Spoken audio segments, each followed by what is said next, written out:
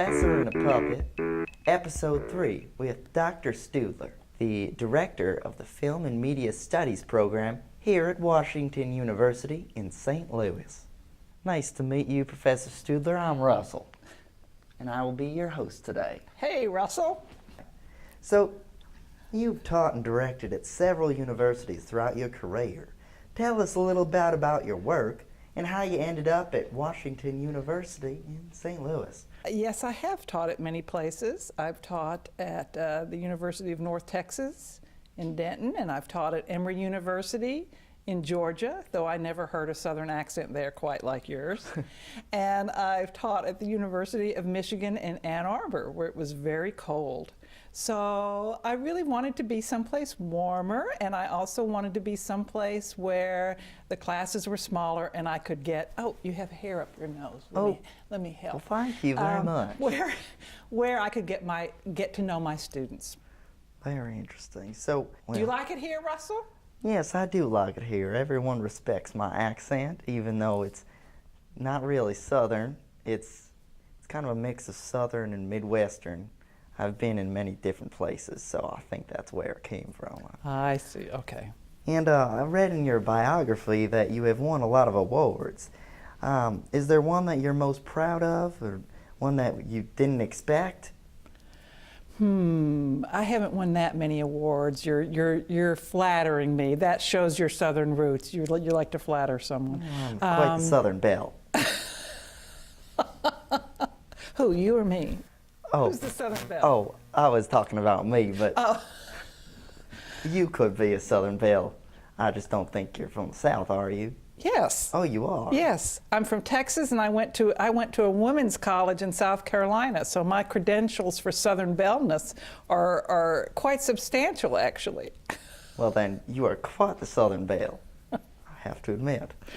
So, speaking of Southern belledom, what was your... So, yes. I've forgotten your question. I was just flattering you about all the other awards that you've About the awards.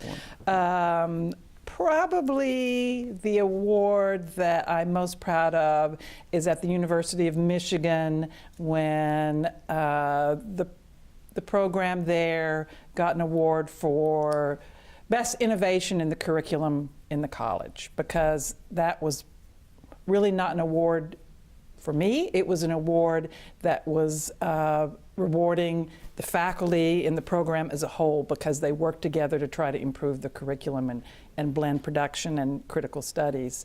And so that was very exciting, because it was a kind of shared award. Oh, wow. It's quite an accomplishment for a whole group of people. It is. Getting academics to work together on anything is an accomplishment.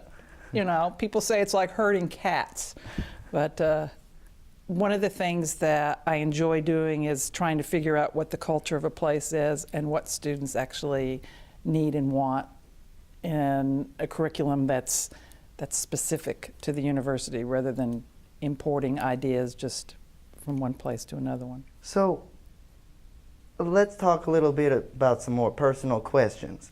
Personal for you, I hope, not for me, because I'm not answering personal questions. Well, they're not too personal, don't you worry. But I was just wondering. Yeah, the don't you worry when a Southerner says that is usually when you need to start worrying. Okay. Well, do you remember the first movie you ever saw? No. No? Okay. The first movie I truly loved was Cecil B. DeMille's The Ten Commandments. That was from the 50s, because it was the Bible, it was color, it was spectacle. You know your Bible, Russell?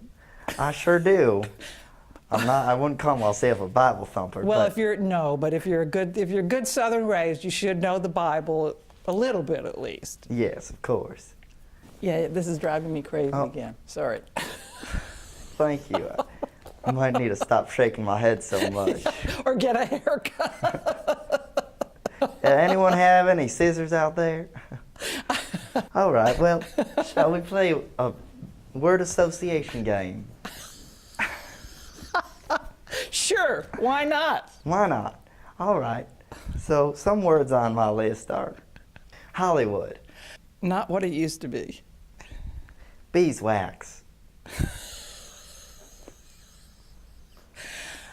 Bees. I don't know. What is beeswax? What is beeswax? And why is it on your mind? I think I just got some in my ear.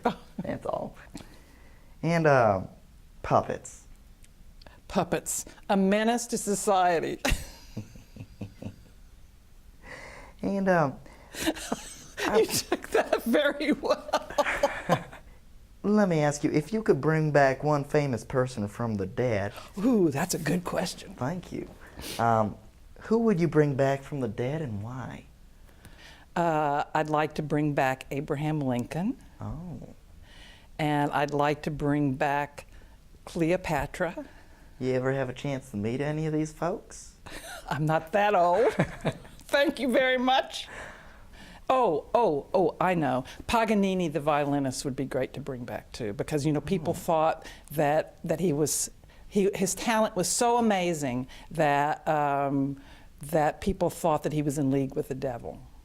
It's interesting that people would think that talent has to come from some diabolical source. And then he actually played that up in making himself a celebrity. So in that respect, using negative publicity, he very much anticipated what we see now, like with some celebrities, like reality TV and all like that.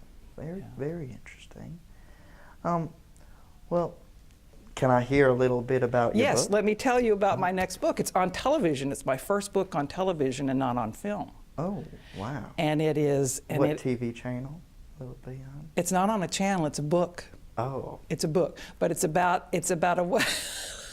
Oops. Gotcha, I'm Russell. not as smart as all these WashU students here. Oh yeah. Well, I think you are. But in any case, it's called Have Gun Will Travel, and it's on an old television western from the late 50s and early 60s. But it was hugely popular, like in the top 10 for several years. And I saw it when I was a little kid, and then I'd forgotten about it for years, and then I had to watch 225 episodes over and over again. Wow. So that's coming out in May. Oh, wow. So it's only $15.95, so I hope you will buy a copy. Okay. I'll be sure to check that out. Okay.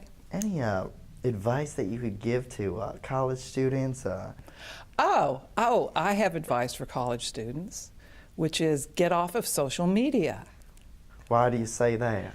I think that college should be a time of actually getting to know people in person and actually opening books, and because I still correspond with people that I went to school with years and years ago. Some of lasting friendships. So get their heads out of their laptops and start that's right. talking to people face to face. Yes. I could understand that.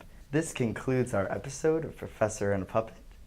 And Russell, just like you to say goodbye as well.